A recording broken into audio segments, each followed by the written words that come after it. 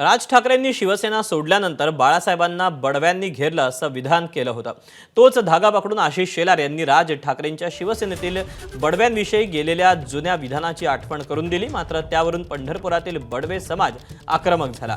बडवे समाजातील एका तरुणानं शेलारांना फोन करून बडवे समाजाचं राजकारण करू नका असा इशारा दिला। बडवे समाजातील तरुण आणि शेलारांमध्ये काय संवाद झाला तो आपण पाहूया। आणि तुम्हाला स्पष्ट सांगतो साहेब, बडव्यांचं ऐका बडव्यांचं नाव घ्यायचं अधिकार कोणालाच नाही। बडव्यांचा इतिहास खरंच तुम्ही एकदा माहिती करून घ्या। आज अफजल खान इथं स्वारी करून आला होता, औरंगजेब आला होता। प्लेगच्या काळामध्ये मंदिराचं संरक्षण बडव्यांनी केलंय। आता बोलू मी तुमचं ऐकलं तर? हा बोला। तुमचा गैरसमज होतोय।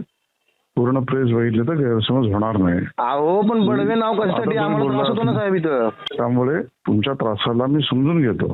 तुमचा गैरसमज होता, मी बडव्यांच्या विरोधात बोललेलो नाही। नंबर 1 मी ते तुम्हाला लिहून दिलंय।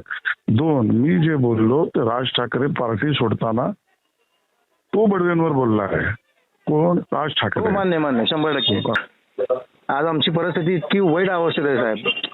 10 ते 15 हजार लोकांचा समाज अक्षरशः रस्त्यावर या काँग्रेसच्या काळात काढलेला आहे सगळा।